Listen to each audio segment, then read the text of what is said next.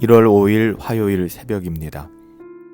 오늘은 로마서 묵상 15번째 시간으로 우리에게 주신 최고의 특권이라는 제목으로 로마서 3장 1절부터 2절까지의 말씀을 함께 상고하도록 하겠습니다. 로마서 3장 1절부터 2절 말씀입니다. 그런즉 유대인의 나음이 무엇이며 할례의 유익이 무엇이냐? 범사에 많으니 우선은 그들이 하나님의 말씀을 맡았음이니라. 이제 우리는 로마서 3장에 이르렀습니다. 로마서 3장을 살펴보기 전에 먼저 우리가 지난 1장부터 3장까지의 문맥을 한번 되짚어 보는 것이 로마서를 이해하는 데 큰 유익이 될 것이라 생각합니다. 사도 바울은 로마서 1장 18절에서 이렇게 증언하였죠.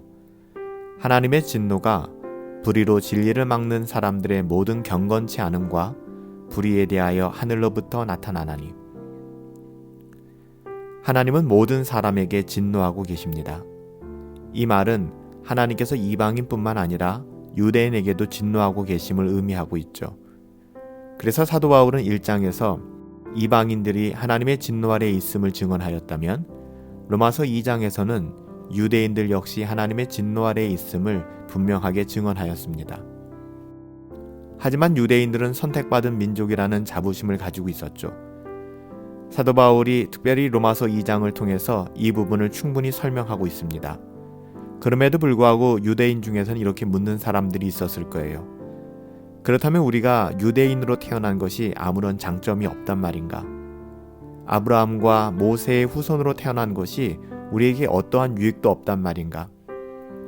이런 질문에 대하여 사도 바울은 로마서 3장에 들어가자마자 이런 유대인들에게 유대인으로 태어난 것의 장점을 설명하기 시작합니다.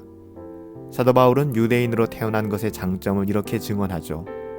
범사에 많으니 우선은 그들이 하나님의 말씀을 맡았음이니라. 그들이 유대인이 되었기 때문에 자연스럽게 구원을 받았다라기보다도 그들이 유대인이었기 때문에 부모로부터 또 물론 그 민족적 기원을 찾아보아야겠지만 하나님의 은혜 가운데에서 하나님의 말씀을 맡은 자로 제사장 나라로 부르심을 받았다는 것입니다. 사도 바울은 유대인이 가지고 있는 최고의 특권을 하나님의 말씀을 받은 것이다 라고 이야기합니다. 왜 하나님의 말씀을 받은 것이 최고의 유익인지는 그렇지 않은 이방인들과 구별할 때 분명하게 드러나지 않습니까?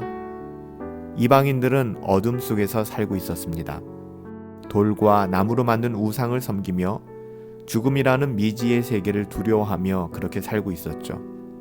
그러나 하나님의 택하심을 받았던 유대인들은 달랐습니다. 그들에게는 하나님의 말씀이 있었기 때문입니다.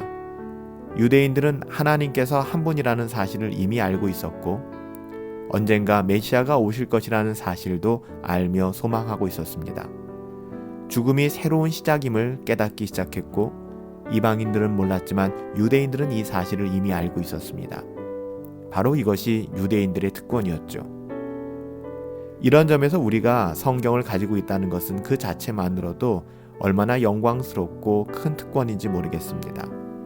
종교개혁 이후 우리가 성경을 번역하여 우리의 언어로 가지고 있으며 우리가 쉽게 성경을 대하고 접할 수 있다는 것도 얼마나 귀한 일인지 모르겠습니다. 하나님의 말씀을 맡았다라는 것, 하나님의 말씀을 가지고 있다는 것, 성경을 가지고 있다는 것, 성경은 단순히 어떤 경전이 아니라 하나님의 말씀이기 때문에 그렇습니다. 불신자들은 성경을 가지고 있지 않고 설령 성경을 가지고 있다고 해도 그것을 해석할 능력이 그들에게는 없는 것이죠. 하지만 하나님의 자녀들에게는 하나님께서 하나님의 말씀인 성경을 주셨고 성경을 가지고 있을 뿐만 아니라 우리는 성경을 이해할 수도 있습니다. 물론 우리의 어떠함으로 성경을 이해하는 것이 아니라 진리의 영이신 성령 하나님께서 우리 안에 계시기 때문에 우리는 비로소 성령의 조명하심을 따라 성경을 깨닫고 또 성경 말씀을 기뻐하며 그대로 따라 순종할 수 있는 것이죠. 유대인의 특권이 말씀을 맡은 것이듯 우리들의 특권도 오늘날을 살아가는 성도들의 특권도 바로 신구약 66권 하나님의 말씀을 가지고 있다는 것입니다. 여러분, 성공과 부와 명예가 신자의 특권이 아닙니다. 물론 이 땅에서 성공하면 좋겠죠. 부와 명예를 누릴 수 있다면 더할 나위 없이 좋겠죠. 그럼에도 불구하고 우리의 유일한 특권이 있다면 성공과 이 땅에서의 부귀영화가 아니라 하나님의 말씀인 성경을 읽을 수 있다는 것이며 그 성경을 깨달을 수 있다는 것이고 그 성경을 지켜 행할 수 있다는 것입니다. 이것이 신자의 진정한 특권 아닐까요? 그렇다면 우리가 오늘 이 새벽 어떤 자세로 하나님의 말씀인 성경을 대해야 될까 다시 한번 돌아볼 수 있게 되길 바랍니다. 성경이 하나님의 말씀임을 우리는 깨닫고 날마다 인식하며 살아가야 합니다. 하나님께서 성경을 통해 우리에게 말씀하심을 믿어야 합니다. 다른 것이 아니죠. 솔라 스크립투라, 오직 하나님의 말씀을 통해서요. 성경을 심써 배우고 상고하며 연구하고 묵상해야 합니다. 그렇게 하면 성경을 통해 우리는 하나님을 더 깊이 알게 될 것입니다. 하나님을 아는 지식이 우리의 마음과 삶을 궁극적으로는 변화시켜 놓을 거예요. 우리의 환경과 상황은 비록 그대로일지라도 새로운 시각으로 세상을 바라보게 될 것입니다. 하나님의 말씀이라는 창문을 통하여, 하나님의 말씀이라는 프리즘을 통하여 우리는 세상을 해석하고 세상을 보게 될 거예요. 이것으로 말미암아 우리는 우리가 살아가는 삶의 현장이 하나님의 나라임을 깨닫게 될 것이고 또 하나님 나라의 가치가 무엇인가를 더 깊이 소망하게 될 것입니다.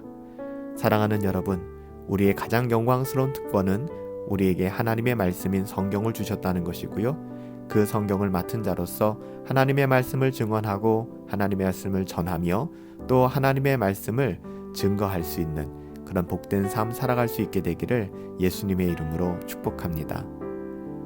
하나님, 저희에게 성경을 주셔서 감사합니다.